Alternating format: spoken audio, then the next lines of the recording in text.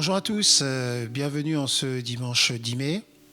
J'espère que vous allez bien, j'espère que vous êtes en bonne santé, là dans vos familles, dans vos maisons respectives. Je vous propose ce matin que nous élevions nos voix, tout simplement, que nous commencions à élever une action de grâce vers notre Dieu, en lui disant merci pour tes bontés, merci pour tes bienfaits. Merci pour toutes tes compassions qui ne sont point à leur terme, pour toutes tes bontés qui ne sont jamais épuisées. Seigneur, merci pour la source intarissable que tu es, une source de bienfaits. Alléluia, je glorifie ton nom ce matin. Je bénis ton nom parce que tu es Dieu. Et ensemble, dans la communion fraternelle, nous voulons élever nos voix, nos cœurs, notre esprit vers ton esprit. Vers toi, le grand Dieu. Alléluia. Gloire à Jésus ce matin. Gloire à Jésus. Et cela produit une immense joie dans mon cœur, dans vos cœurs, de savoir que Jésus prend soin de nous, qu'il est le grand Dieu des cieux. Amen. Allez, c'est parti, on y va. Lydie, Guillaume.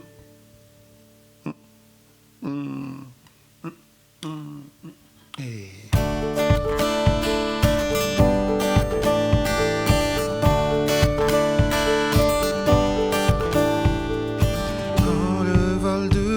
tempête vient assombrir ton ciel bleu.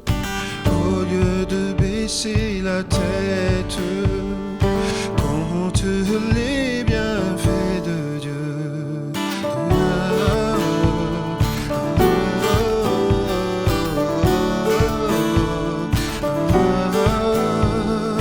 Quand sur la route glissante chancelle sous ta croix, pense à cette main puissante qui t'a béni tant de fois.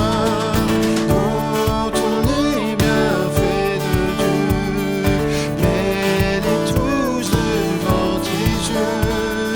Tu verras en adorant combien le nom en est grand.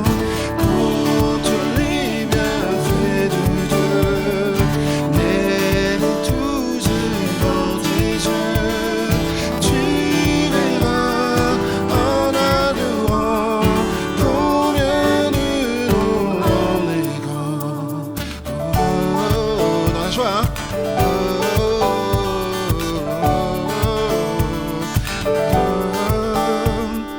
Si tu perds dans le voyage plus d'un cher et doux trésor, pense au divin héritage qui là-haut te reste encore.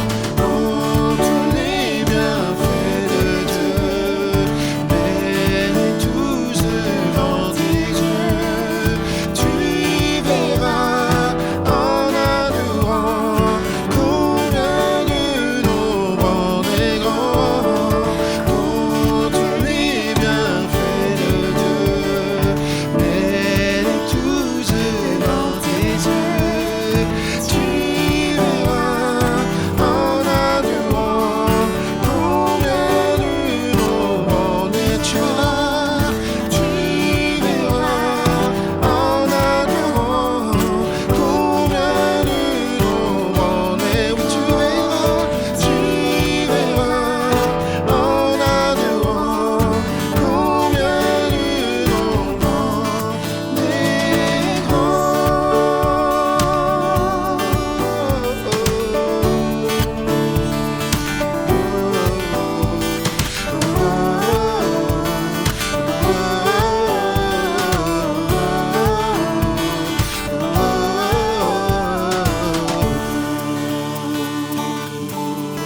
Alléluia. Dans la joie ce matin. Alléluia. Merci Seigneur. Merci Seigneur pour tes bontés. Ne tarissent jamais. Alléluia.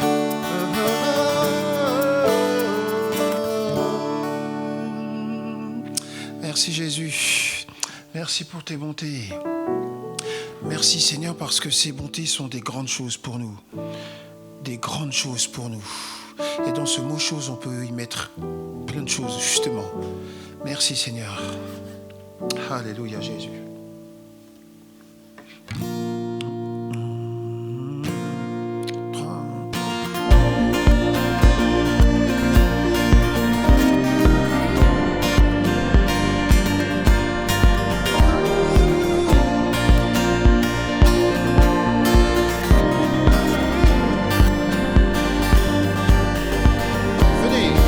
Venez, louons notre roi, prosterné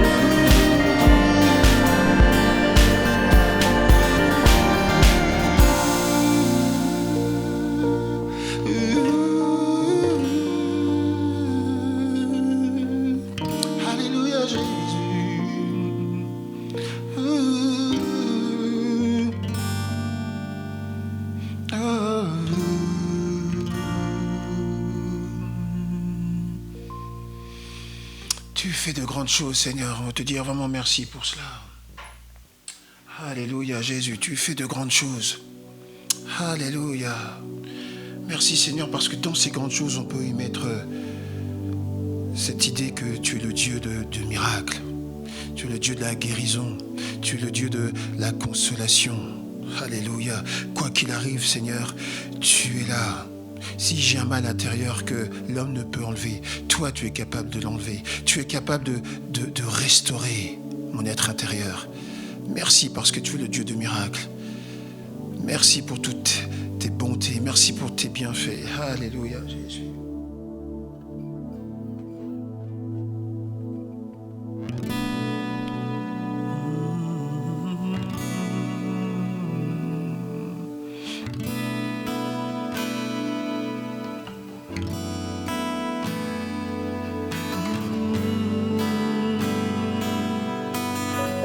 Seigneur, en ta présence, Jésus.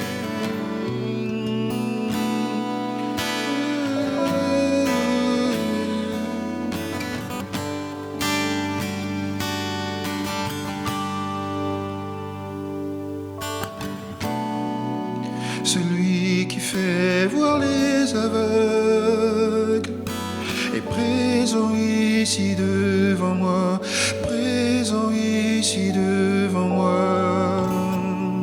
Celui qui fait entendre le sourd, fait disparaître toutes mes craintes, disparaître toutes mes craintes.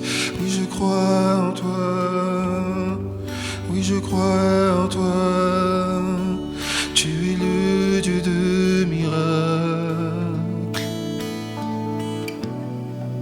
Oui, je crois en toi, oui, je crois en toi, tu es le Dieu de miracles.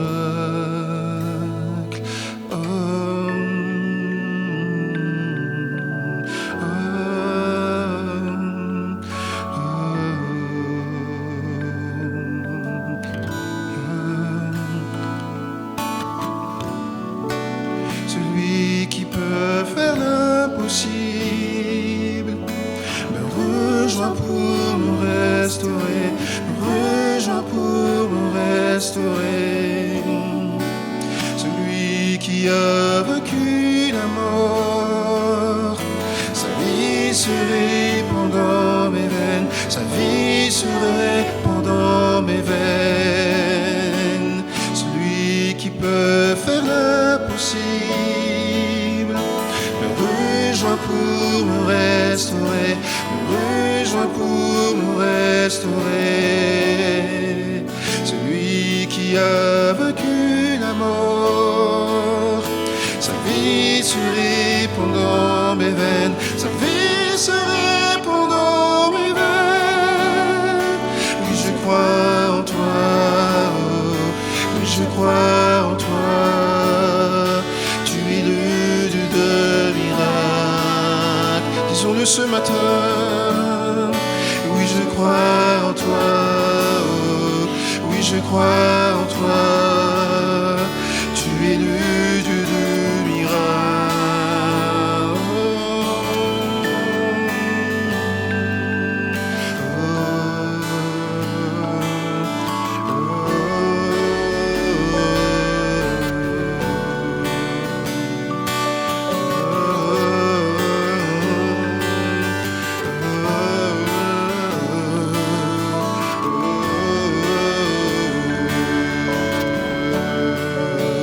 Le Dieu qui était, le Dieu qui était et qui vient, la puissance du ressuscité, le Dieu qui redonne la vie, tu es le Dieu de miracles, tu es le Dieu de miracles. Dieu qui était et qui vient, la puissance du ressuscité, le Dieu qui redonne la vie, tu es le Dieu de miracles.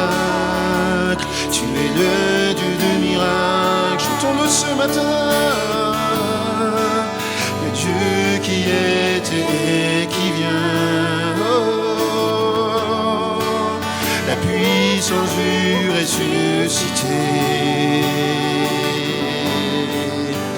Dieu qui redonne la vie, tu es le Dieu de miracles, tu es le Dieu de miracles. Oui, je crois en toi, oui, je crois en toi, tu es le Dieu de miracles. Oh, oui, je crois en toi. Je crois en toi, tu es le Dieu de miracles. Chante, église voisin ce matin. Oh, je crois en toi. Chantez-le tout votre cœur ce matin. Je crois en toi. Toute votre âme. Tu es le Dieu de miracles. Alléluia. Oui, je crois en toi. Oui, je crois en toi. Oui, je crois en toi. Tu es le Dieu. Tu es le Dieu de miracles.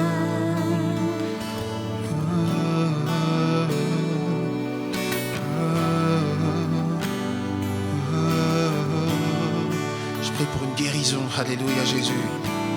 Je prie pour une guérison. Je prie pour la guérison des âmes.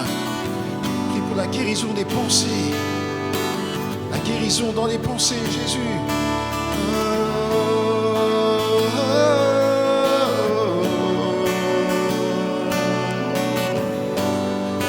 Dans les corps, quelle que soit la maladie que tu peux avoir ce matin, aie confiance en lui, car la promesse s'accomplira certainement. Alléluia. Jésus, qui est comme toi, toi qui es grand, toi qui es très saint, le Dieu qui était, qui est, qui vient.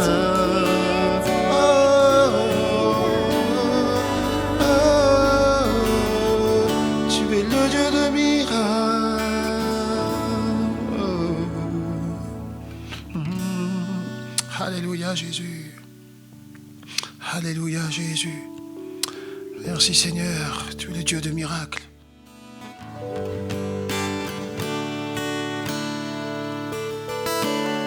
Si la lune me glace et le soleil menace, Créateur des étoiles, mon secours est en toi. Si mes larmes ruissellent et que mon pas chancelle, Créateur de la terre, mon secours est en toi. Alors ensemble nous chantons. Je lève les yeux vers les hauts sommets. Toi seul est mon Dieu. Je proclamerai toi seul est ma force. Toi seul me restaure mon secours est en toi. Alors on peut dire ensemble, toujours tu me portes jamais, tu ne donnes mon secours.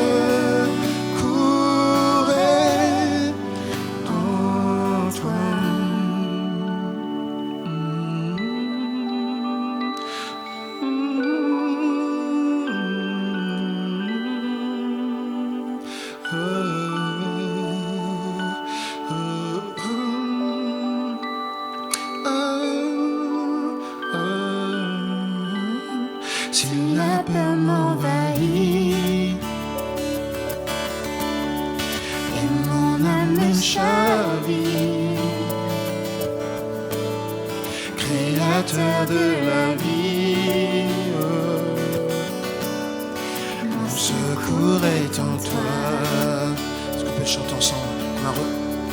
Si la peur m'envahit, comme un refrain de victoire, et mon âme chavire, oh, Créateur de la vie, oh, mon secours est en toi.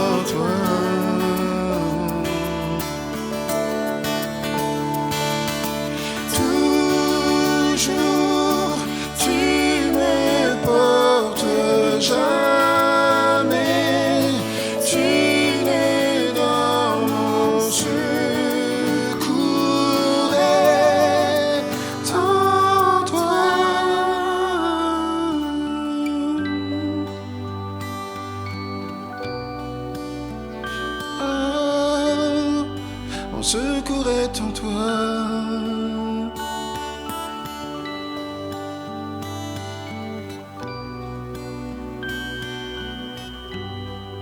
Mon secours est en toi. Mon secours est en toi, Jésus. Est-ce qu'on peut le chanter ensemble? Mon secours est en toi. Oh, mon secours est en toi, Jésus, en toi seul. Mon secours est en toi. Alléluia, Jésus. Mon secours est en toi. Quoi qu'il arrive, Seigneur, mon secours est en toi seul, Jésus. Mon secours est en toi, mon Père. Mon secours est en toi.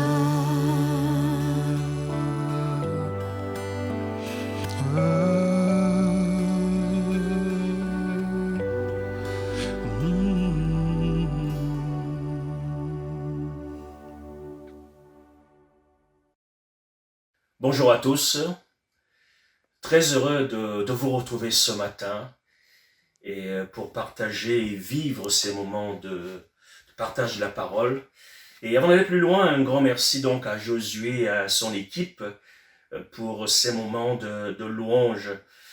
Aussi prendre un temps pour remercier notre Dieu, donc, qui a su nous garder jusqu'à ce jour, qui a su nous préserver à tous égards. Tout à l'heure, à la fin de la prédication, on prendra un temps pour prier pour ceux et celles qui traversent des moments compliqués. Ce matin, j'aimerais partager avec vous un texte qui se trouve dans le livre des psaumes.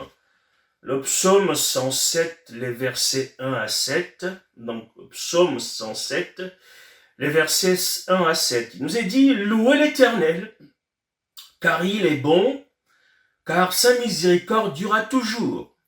Qu'ainsi disent les rachetés de l'Éternel, ceux qu'il a délivrés de la main de l'ennemi et qu'il a rassemblés de tous les pays, de l'Orient et de l'Occident, du Nord et de la mer.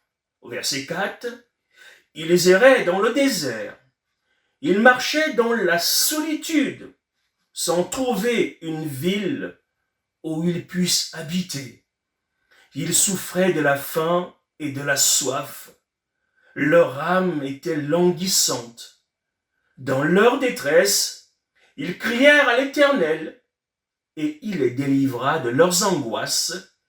Il les conduisit par le droit chemin pour qu'ils arrivassent dans une ville habitable.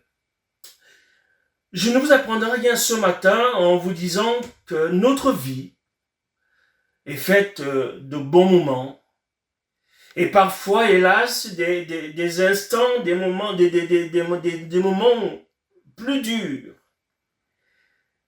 jalonnés par des instants de crise, de tempête, des moments compliqués. Et la grande difficulté pour chacun d'entre nous dans ces situations de crise, c'est de trouver un lieu, un endroit où on peut s'abriter, un lieu où on peut trouver de la compagnie, un lieu où on peut retrouver du réconfort, un endroit où on se sent libre et en sécurité, un endroit où trouver de quoi subvenir à nos besoins. Le texte qu'on vient de lire, il nous est dit qu'ils erraient dans le désert. Ils marchaient dans la solitude, sans trouver une ville où ils puissent habiter. Ils souffraient de la faim et de la soif. Leur âme était languissante. Autant dire qu'ils étaient fatigués. Et c'est peut-être la situation d'un grand nombre d'entre nous aujourd'hui. Fatigués, l'âme languissante. Mais où trouver ce lieu? Ce lieu où on peut s'abriter. Un lieu où on peut retrouver de la compagnie, du réconfort. Un lieu où on peut se sentir totalement libre et en sécurité. Un lieu où trouver de quoi subvenir à nos besoins, premiers besoins, aux besoins de l'âme. L'Écriture nous rapporte un texte qui est qu'on retrouve dans le livre de Josué. Qu'on va partager ensemble, Josué chapitre 20, les versets 1 à 9. Il nous a dit que l'Éternel parla à Josué, dit: parle aux enfants d'Israël, et dit: établissez-vous comme je vous ai ordonné par Moïse, des villes de refuge, où pourra s'enfuir le meurtrier qui aura tué quelqu'un volontairement, sans intention. Elles vous serviront de refuge, comme le vengeur du sang. Le meurtrier s'enfuira vers l'une de ces villes, s'arrêtera à l'entrée de la porte de la ville, et exposera son cas aux anciens de cette ville. Ils le recueilleront auprès d'eux dans la ville, et lui donneront une demeure, afin qu'il habite avec eux. Si le vengeur du sang le poursuit, ils ne livreront point le meurtrier entre ses mains, car c'est sans le vouloir qu'il a tué son prochain, et sans avoir été auparavant son ennemi. Il restera dans cette ville jusqu'à ce qu'il ait comparu devant l'assemblée pour être jugé, jusqu'à la mort du souverain sacrificateur alors en fonction.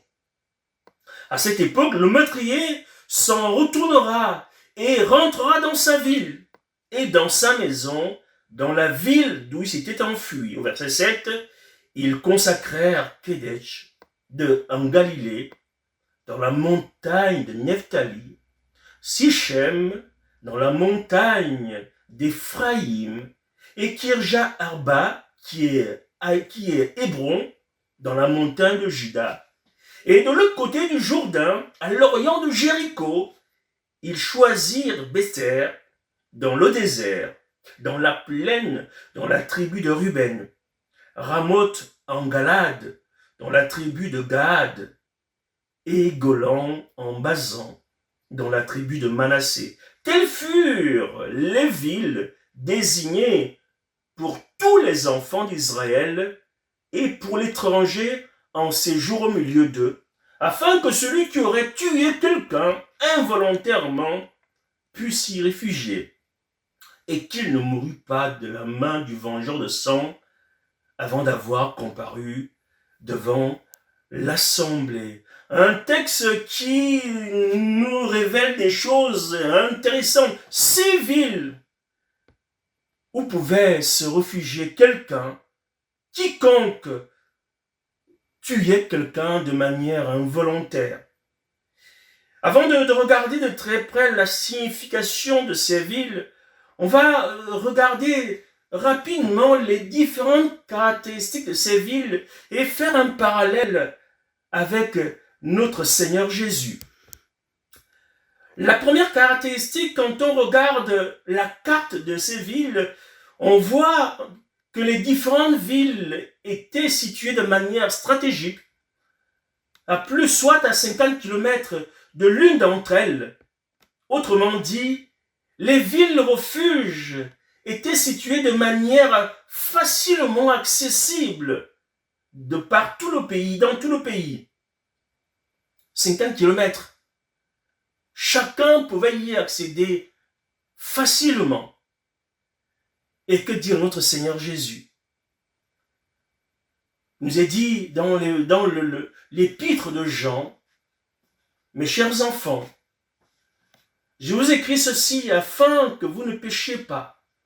Si toutefois il arrivait à quelqu'un de commettre un péché, nous avons un défenseur auprès du Père, Jésus-Christ le juste, car il a apaisé la colère de Dieu contre nous en souffrant pour nos péchés, et pas seulement pour les nôtres, mais aussi pour ceux du monde entier.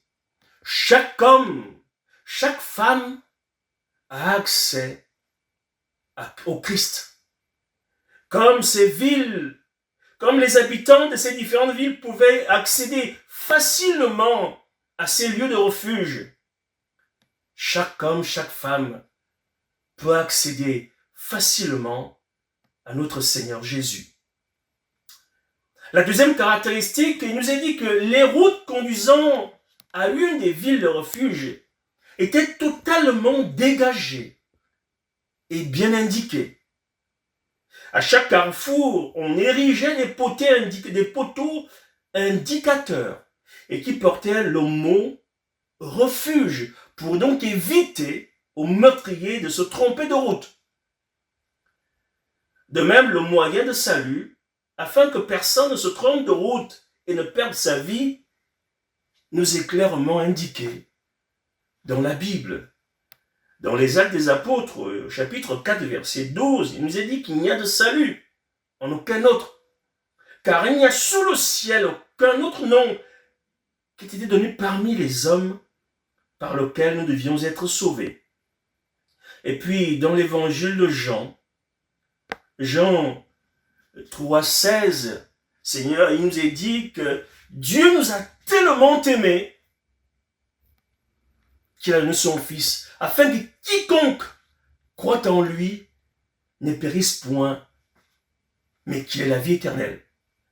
Et le Seigneur Jésus lui-même dira au chapitre 14, Jean 14, verset 6, « Je suis le chemin, la vérité et la vie. » Donc, aucun moyen, pas possible de se tromper, tant les choses sont claires dans la Bible. La troisième caractéristique qu'on découvre, c'est que ces villes étaient ouvertes à tous, aux Israélites, aux étrangers et même aux hôtes temporaires. Des villes ouvertes à tous. Il en est de même pour notre Seigneur Jésus. Tous, dans l'évangile de Matthieu, au chapitre 28, versets 28 à 30, il lui-même dira, « Venez à moi, vous tous qui êtes fatigués et chargés, et je vous donnerai du repos. Prenez mon joug sur vous et recevez mes instructions, car je suis doux et humble de cœur, et vous trouverez du repos pour vos âmes, car mon joug est doux et mon fardeau est léger. » Des villes refuges ouvertes à tous. Le salut offert à tous. Et notre caractéristique, certaines sources nous apprennent également que les portes de ces villes n'étaient jamais fermées. On pouvait venir, sortir. Les portes étaient toujours ouvertes. Et dans ces villes, il y avait suffisamment de réserves pour nourrir le fugitif qui était là. Et il en est de même pour notre Seigneur Jésus. Dans l'évangile de Jean, chapitre 10, au verset 9, il dira « Je suis la porte. Si quelqu'un entre par moi, il sera sauvé. Et il sortira et il trouvera des pâturages. Si quelqu'un entre par moi, il sera sauvé. Il entrera et il sortira. Une totale liberté. » Et puis dans l'évangile de Jean, chapitre 6, verset 35, lui-même dira « Je suis le pain de vie. Celui qui vient à moi n'aura jamais faim, et celui qui croit en moi n'aura jamais soif. » Autant dire que de la même façon, dans ces villes, il y avait de quoi subvenir aux besoins de quiconque s'y réfugiait. De la même façon, en Christ, nous avons absolument tout ce qu'il nous faut pour subvenir aux besoins qui sont les nôtres. Et puis une autre caractéristique, en début de prédication, je parlais de la crise. Tout comme une situation de crise poussait les gens à s'enfuir dans une ville de refuge. Quelqu'un qui vient de commettre un meurtre de façon involontaire et qui va s'enfuir suite à cette crise. De la même façon, une crise parfois nécessaire pour inciter les uns les autres à se réfugier auprès du Seigneur. Et on a l'exemple des disciples dans la barque. Il nous est dit qu'il y a une grande tempête qui est là, qui s'abat. Et là, les disciples vont aller vers le Seigneur et lui dire « Maître, ne t'inquiète pas de ce que nous périssons. »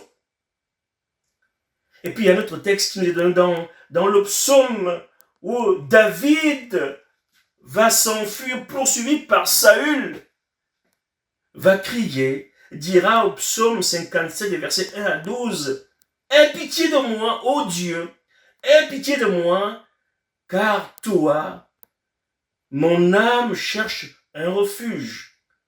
Je cherche un refuge à l'ombre de tes ailes, jusqu'à ce que les calamités soient passées. » Donc des instants de crise qui nous poussent les uns les autres à se réfugier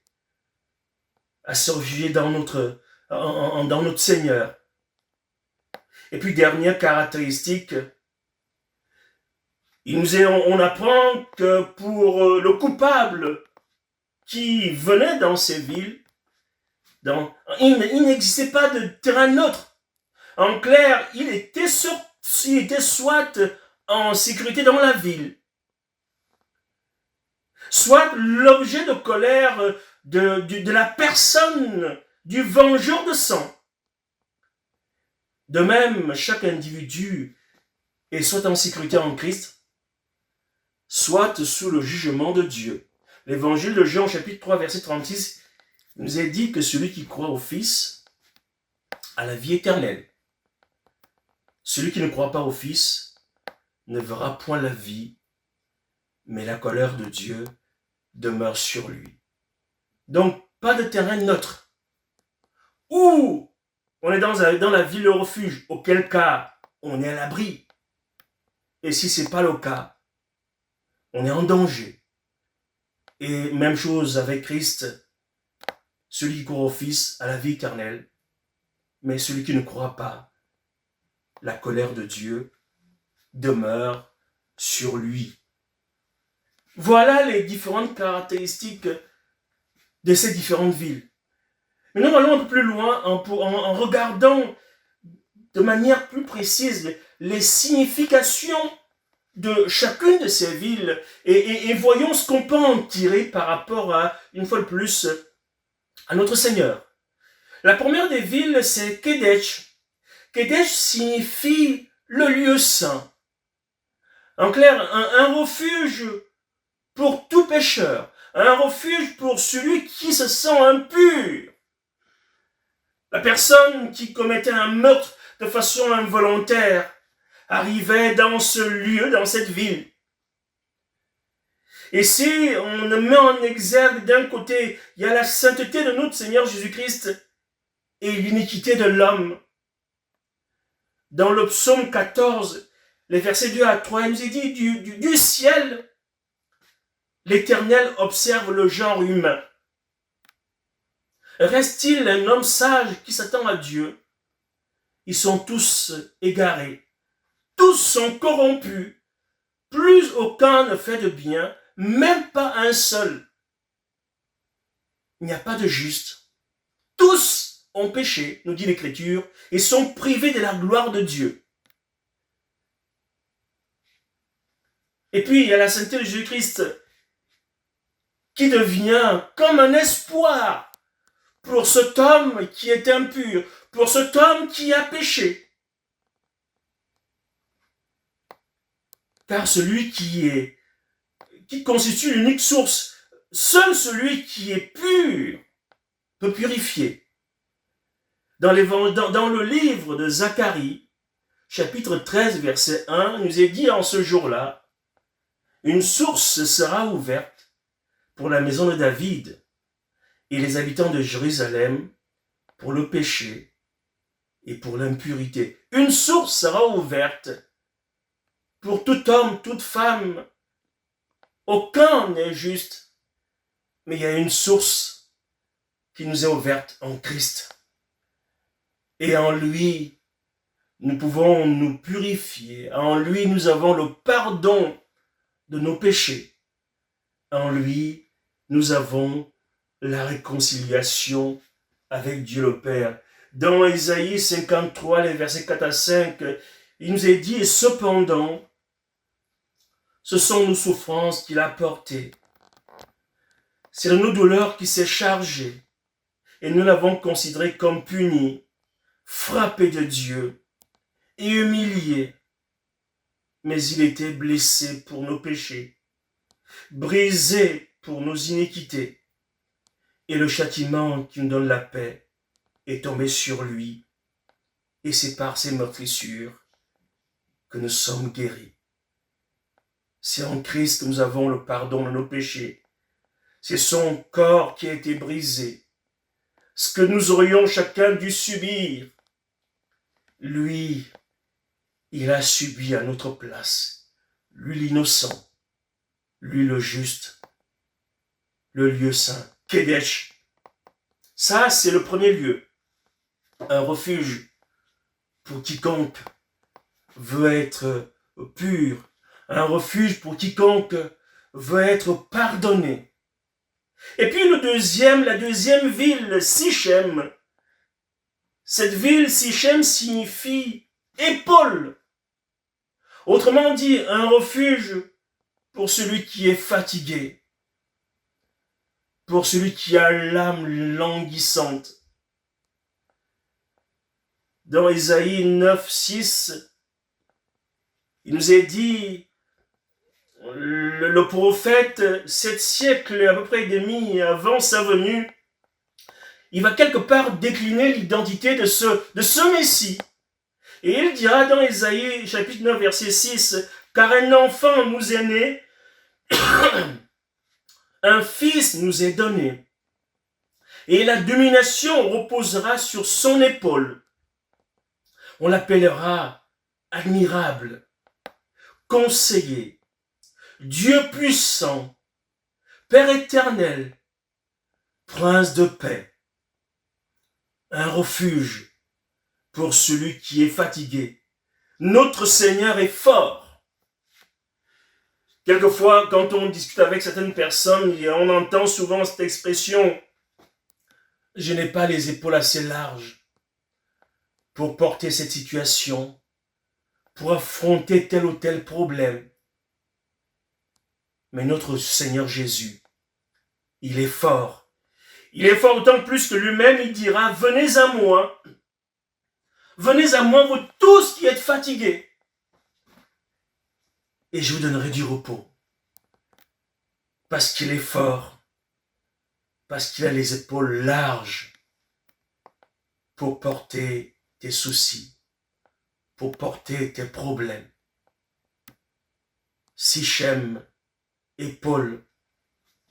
Et que dire de cette brebis perdue? La Bible nous rapporte cette parabole où un homme qui a 100 brebis, il en perd une. Il nous a dit qu'il va laisser les 99 autres pour aller chercher la brebis perdue. Et il nous a dit que lorsqu'il l'a retrouvée, il la met avec joie sur ses épaules.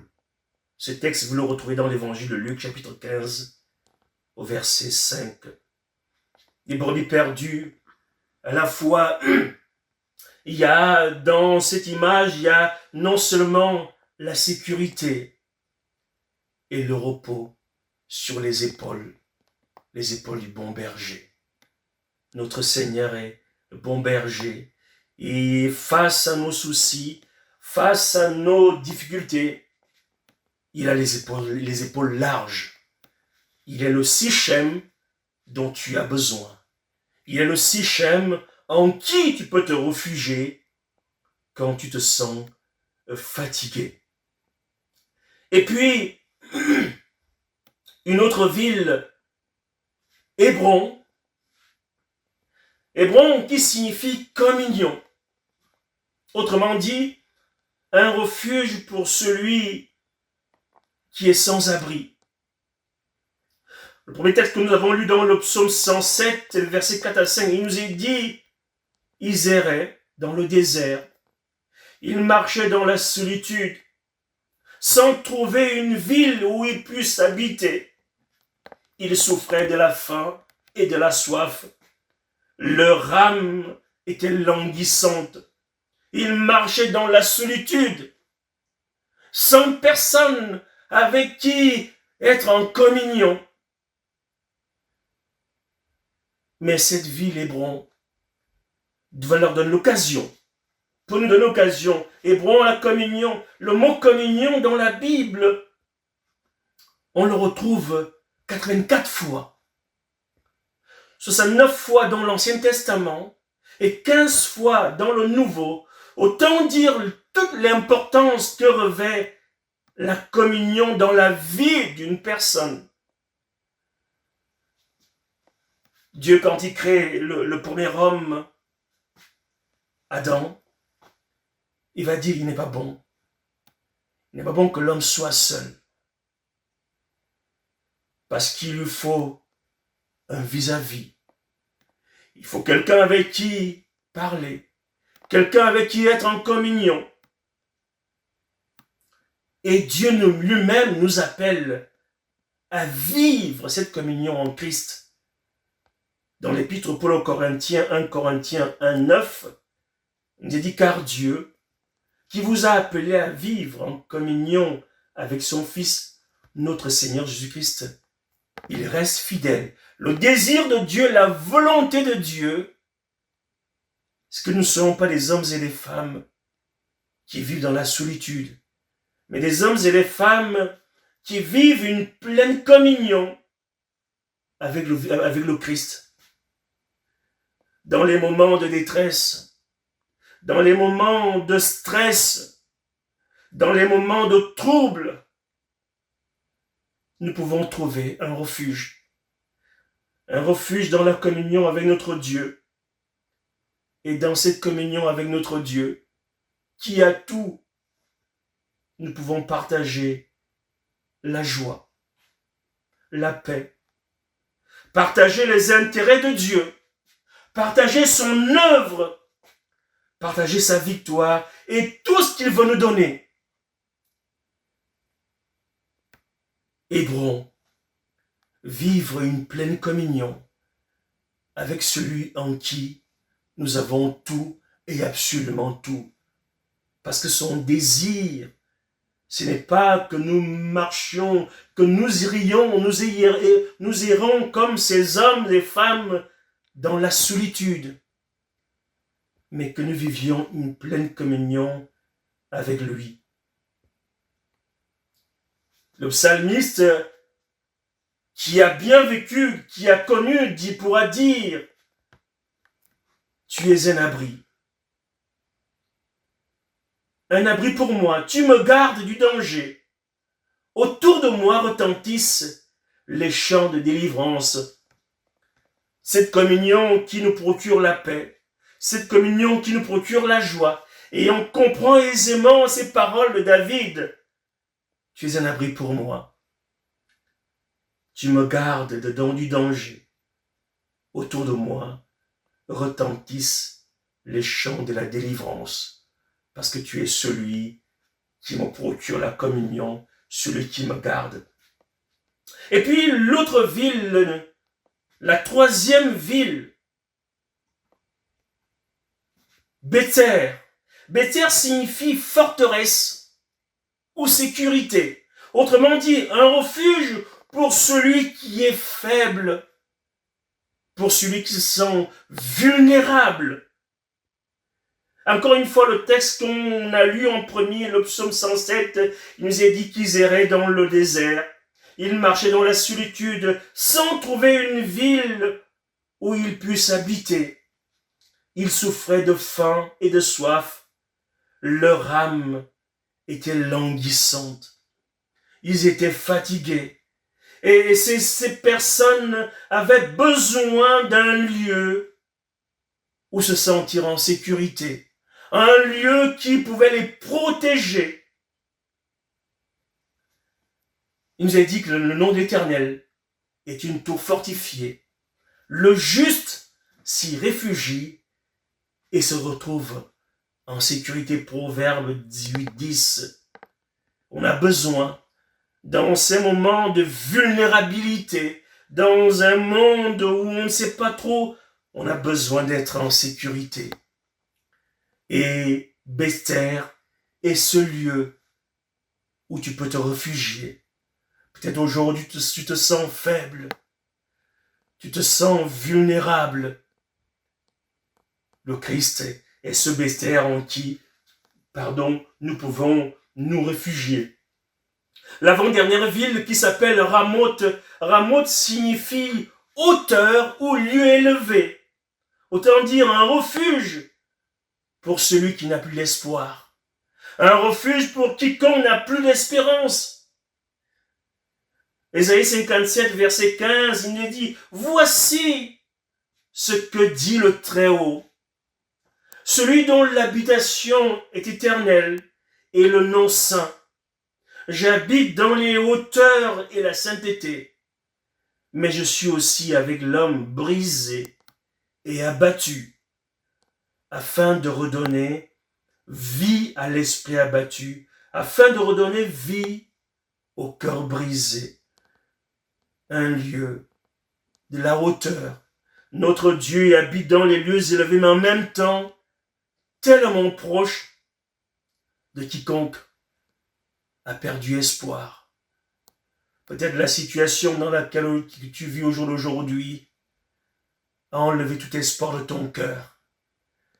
Mais je voudrais ce matin, te dire qu'il y a un Ramoth qui est là, et qui, des lieux élevés dans lesquels il habite, il peut intervenir. Il peut intervenir sur ta vie pour donner un esprit, pour revivifier. David avait expérimenté ces paroles. Dans le psaume 18, les versets 17 à 18, il dira, « Du haut du ciel, il étend sa main pour me prendre, me retirer des grandes eaux, m'arracher à mes adversaires, à mes rivaux plus forts que moi. Me retirer des grandes eaux. » Et il y a tant de situations qui peuvent facilement nous noyer, qui sont comme des grands eaux. Mais notre Dieu, le Ramoth, il est là pour nous retirer, pour nous arracher à nos adversaires qui sont plus forts que nous. Et puis la dernière ville qui s'appelle Golan. Golan signifie séparé. Autrement dit, un refuge pour celui qui est tenté. Nous sommes faits, chacun d'entre nous est fait d'un esprit, d'une âme et d'un corps. Tout à l'heure, je parlais de communion. quand on vit une pleine communion avec notre Dieu, nous partageons ses intérêts, nous partageons sa vision des choses. Mais l'Écriture nous dit que les désirs de la chair sont contraires à ceux de l'esprit. On a bu, on vit cette communion et pourtant, on a une chair, quelquefois, qui veut nous amener à faire des choses qui déshonorent notre Dieu. Et puis par ailleurs, on vit dans un monde où il y a tant et tant de choses qui peuvent nous tenter.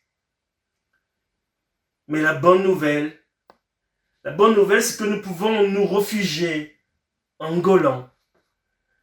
Nous pouvons nous réfugier en celui-là qui a connu, qui a été tenté comme nous. Dans l'Épître aux Hébreux, il nous est dit, il a été tenté comme nous en toutes choses, sans commettre de péché. Verset 16, approchons-nous avec assurance du trône de la grâce, afin d'obtenir miséricorde et de trouver grâce pour être secouru dans nos besoins. Être séparé de la mentalité, être séparé de l'état d'esprit, être séparé de toutes ces choses qui n'honorent pas notre Dieu. Et le seul qui puisse nous y aider, c'est le Christ.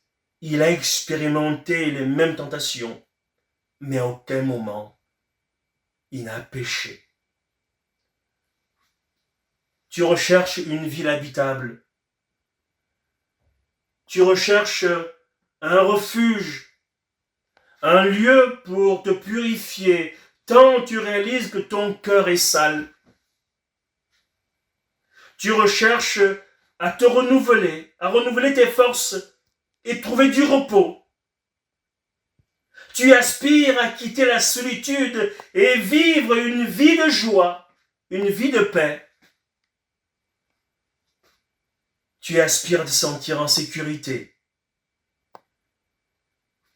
Tu aspires à retrouver l'espoir, l'espérance. Au fond de ton cœur, il y a cette aspiration de résister à la tentation. On a vu ces civils. Kedech, le lieu, le refuge de quiconque a besoin d'être purifié.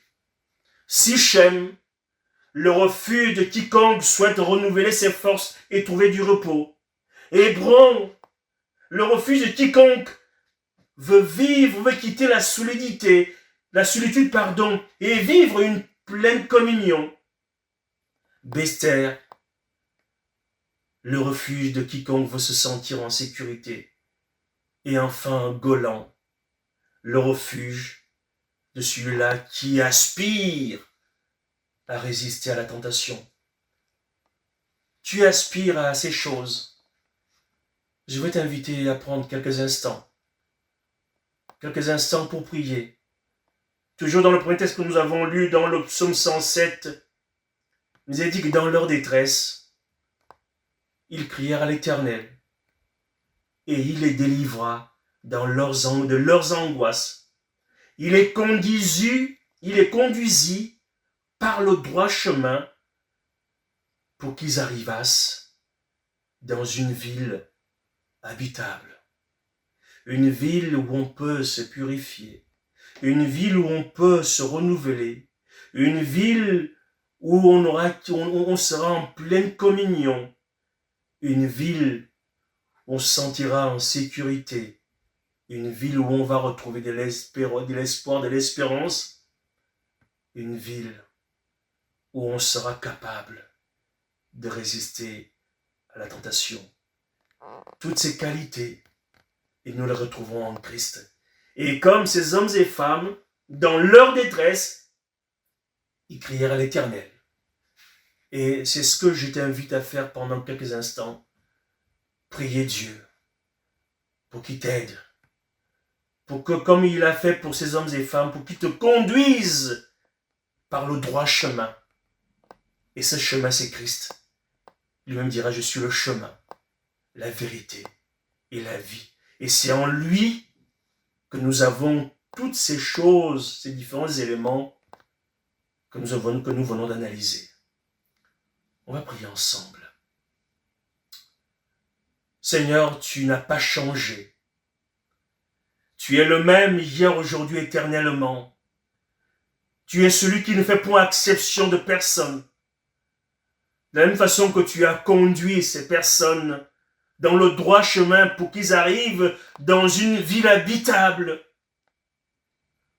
De la même façon, tu peux le faire pour mon frère, pour ma sœur, pour cet ami qui m'écoute ce matin. Seigneur, le conduire vers cette ville habitable, en réalité cette ville qui n'est que toi, le Christ. Parce que c'est en toi que nous avons tout et absolument tout. Merci de parler au cœur. Merci de toucher les cœurs. Merci de prendre la main de quiconque a ce désir ce matin et de le conduire à toi. Bénissons ton nom pour ta fidélité et ta bienveillance. Au nom de Jésus. Amen. Merci pour ces moments. Que Dieu vous bénisse. Et il y a encore quelques chants que vous allez partager avec notre frère Josué et ceux qui l'accompagnent. En tout cas, que Dieu vous bénisse. Et puis, excellent dimanche et à très bientôt.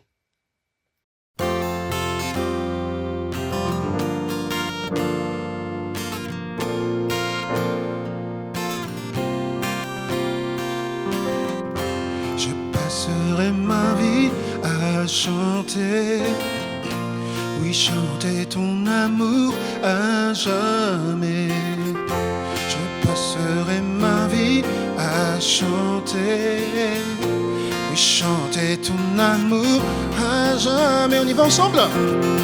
Je passerai ma vie à chanter, oui, chanter ton amour à jamais. Oh, je passerai ma vie à chanter, oui, chanter ton amour à jamais.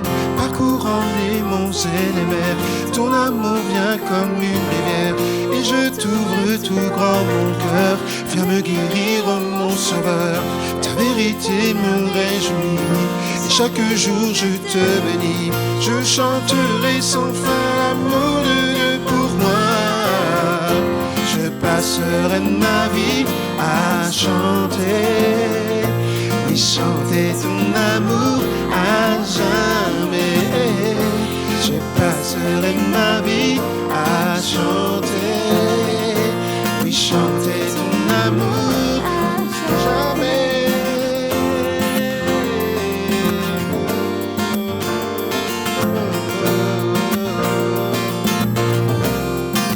Parcourant les monts et les mers, ton amour vient comme une rivière. Je t'ouvre tout grand mon cœur, viens me guérir, mon sauveur. Ta vérité me réjouit, et chaque jour je te bénis. Je chanterai sans fin l'amour de Dieu pour moi.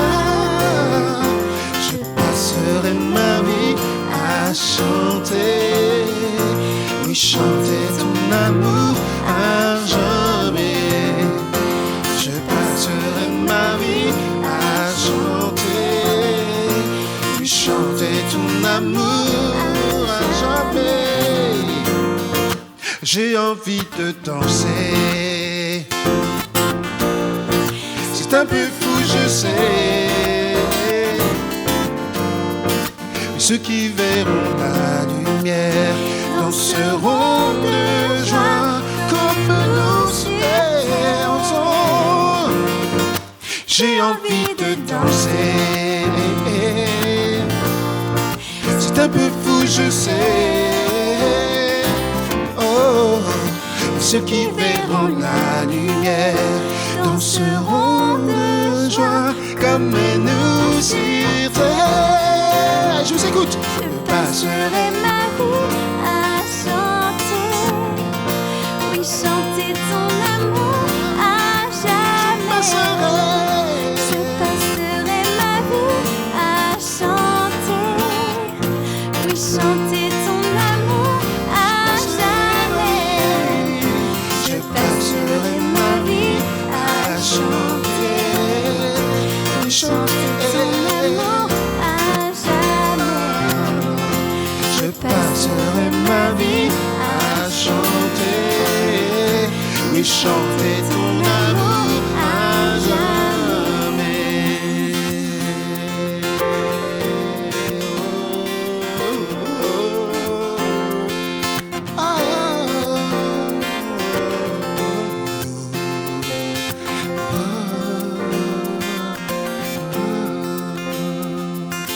Je passerai ma vie à chanter, comme David, à chanter, à louer, à exalter, oui, à célébrer. Alléluia. Ma force est en toi, Jésus, parce que tu es mon secours. Alléluia. Soyez bénis en cette semaine et à bientôt.